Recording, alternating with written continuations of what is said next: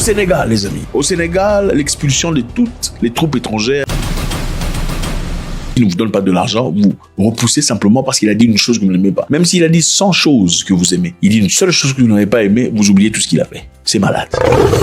Au Sénégal, les amis. Au Sénégal, l'expulsion de toutes les troupes étrangères est imminente. Le Premier ministre a parlé, il a dit tout ce qu'il y a comme militaire étranger au Sénégal doit partir. Ousmane Sonko a parlé pendant son voyage au Burkina Faso, un voyage très productif pour honorer le grand Thomas Sankara. Il s'est exprimé ouvertement en disant, pour raison de souveraineté, il est temps que tout ce qu'il y a comme militaire étranger quitte le territoire sénégalais. Et ce n'est pas par méchanceté, c'est par souveraineté. Donc il y a eu un moment où le Sénégal avait besoin d'une présence militaire, mais le moment est arrivé pour que le Sénégal, de soi-même, protège son peuple. Ousmane Sonko a exhorté les autres pays africains à faire preuve de fermeté dans l'affirmation de leur souveraineté. Les troupes françaises demeurent, les amis, jusque-là, la seule présence militaire étrangère au Sénégal, opérant dans le cadre d'un accord de partenariat de défense signé en 2012. Mais les militaires français sont au Sénégal depuis très longtemps, on le verra tout de suite. Le 15 mai 2025, la France a officiellement restitué le quartier militaire contre-amiral Protet, situé sur le port de Dakar aux autorités sénégalaises. Cette base navale utilisée par les éléments français au Sénégal depuis 1898 et modernisée en 1969. Imaginez-vous, 1898, ils sont là. Et c'est à peine qu'ils sont en train de libérer. Ils ne sont pas complètement partis, mais ils ont cédé déjà, en tout cas ce site militaire, entre les mains des Sénégalais. Voilà ce que M. Sonko avait à dire. Du Sénégal, depuis 1 an qu'on est au pouvoir, on a posé des actes de souveraineté. Je n'en veux pour preuve que la présence militaire. On a dit, on ne peut pas admettre au Sénégal qu'il y ait des bases militaires étrangères. Et pour tout pays qui avait une base militaire au Sénégal, on l'a notifié pour le dire que nous demandons à ceux qui retirent toutes les troupes du Sénégal. Il dit qu'ils ont notifié aux pays ayant des bases militaires au Sénégal leurs exigences d'un retrait complet. Le Sénégal veut être libre. C'est vrai qu'il y a un moment, on a beaucoup critiqué M. Sonko et M. Faye. Bon, pas moi particulièrement, mais beaucoup de personnes ont eu des doutes. Jusque-là, il y a des gens qui pensent qu'ils sont complètement fendus. Qu'est-ce que vous pensez? Pensez-vous que M. Sonko et à la tête M. Faye sont vendus, sont des pions de la France parce qu'ils n'ont pas demandé aux Français de quitter brutalement, comme généralement le ferait une autre personne en colère, parce qu'ils le font avec un degré de diplomatie? Ou bien vous pensez que M. Sonko et l'équipe, commençant par la tête, donc M. Faye, sont en train de procéder avec douceur, mais avec ferveur? Selon le Premier ministre Sonko, le processus de retrait est déjà en cours. Il a confirmé qu'une base militaire étrangère avait été évacuée 2 jours seulement avant l'entretien et a souligné que la rétrocession d'une autre installation sera achevée d'ici fin juillet. Donc à l'instar de ce qui s'est passé précédemment, il y a une autre base qui sera cédée. La fin de cause, c'est toutes les bases militaires étrangères doivent partir au nom de la souveraineté du Sénégal.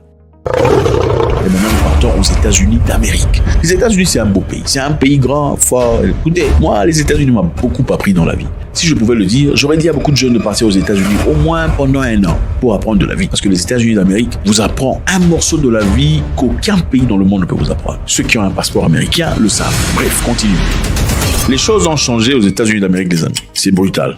En effet, les visas, ça sera très compliqué. Le département d'État a ordonné aux ambassades américaines de suspendre temporairement la prise de rendez-vous pour les nouveaux visas étudiants. Donc, même les étudiants qui partent pour des causes vraies, vous savez, aux États-Unis, il faut payer de l'argent avant de partir ou avoir un visa étudiant. Il faut payer. Les États-Unis, en ce qui concerne l'université, ça coûte les yeux de la tête. Il y a des gens qui payent $100,000 pour étudier. Ah oui, chez vous à la maison, vous payez à peine 200, 500, $700 quand c'est cher. $100,000, ça se paye. Et aux États-Unis, dans certains cas, on vous demande peut-être la moitié de l'argent pour avoir un visa pour étudiant. Quelquefois, on vous demande la moitié de l'argent. Alors, jusque-là, autant c'est important, autant c'est de l'argent pour les institutions. Ils mettent stop, temporairement, on appelle ça temporairement, mais c'est jamais temporairement. Stop au visa étudiant. L'administration Trump s'efforçant d'étendre le contrôle de profil sur les réseaux sociaux des candidats. La dernière d'une série de restrictions imposées aux étudiants internationaux. Ça sera très difficile. Ce qui va se passer désormais, on va aller dans les profils de tous ceux qui font des demandes des visas. C'est pour aller voir de quoi vous parlez. Vous osez parler de Trump, on n'a pas aimé ça. Monsieur, vous n'aurez pas votre visa. Vous osez dire un truc sur l'Afghanistan, monsieur, on n'a pas aimé ça. Vous osez dire un truc sur le pays qu'on ne cite pas, monsieur, surtout là-bas. Vous osez faire un truc, vous osez remettre en question les procédures, on peut vous qualifier carrément comme l'ennemi des politiques américaines. Donc, c'est comme ça que ça va se passer. C'est-à-dire, on va scruter, on va voir, on va vérifier. Écoutez, parlons de la Chine. En Chine, généralement, on scrute, on vérifie ce que vous dites. C'est un système de points en Chine, naturellement. Un système de points, c'est-à-dire chaque individuel en Chine a des points par rapport à son comportement social, par rapport à ce que vous dites sur le gouvernement, vos points montent ou descendent. Vous savez, la Chine, il y a beaucoup de caméras, caméras 5, 6G qui vous repèrent de partout. On peut voir à distance, la caméra vous braque directement. La caméra, c'est votre nom, votre âge, votre tout sur vous, votre compte bancaire. Donc ceux qui regardent, en Chine, on peut pas faire des bêtises, on peut jamais passer inaperçu. Votre niveau social dépend de votre comportement selon le jugement du gouvernement. Donc si vous faites des critiques négatives à l'égard du gouvernement chinois, vos points descendent. Le plus vous avez de points, le plus vous avez la capacité de recevoir des bons, par exemple, ou de l'aide venant de la banque. Ok? Si vous avez plus de points, vous voyez, c'est un peu comme votre système social. Hein. C'est plus de points vous avez, plus vous avez la capacité d'avoir des choses venant du gouvernement. Si vous n'avez pas des points, vous pouvez même pas aller dans le train pour aller dans une nouvelle ville, ou même si votre maman y était malade en train de crever, vous n'allez pas avoir de ticket parce que vous n'avez pas assez de points. Alors, si on commence à partir dans cette direction, il faut vérifier. Parce qu'évidemment, en Chine, on vérifie tout ce que tu dis, tout ce que tu fais. Il y a des livres qui sont interdits en Chine. Si tu lis ça, les points descendent ou on t'arrête carrément. Ah oui, il y a des livres qui sont interdits, hein. Des livres spirituels, tout ça.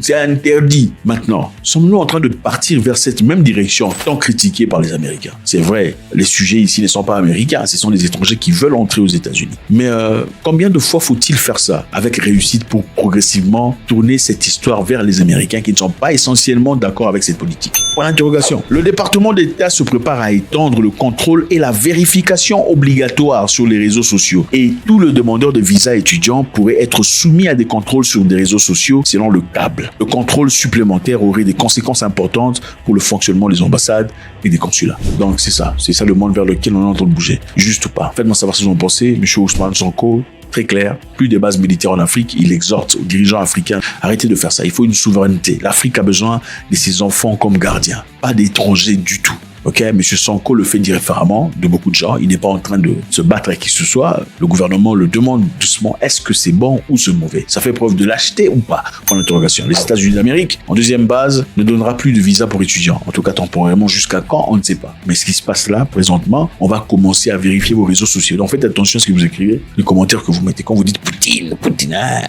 oh, le pays là, machin, ils sont en train de... God bless. Faites ça s'il vous plaît, ça ne vous coûte rien, ça nous fait du bien. Au revoir.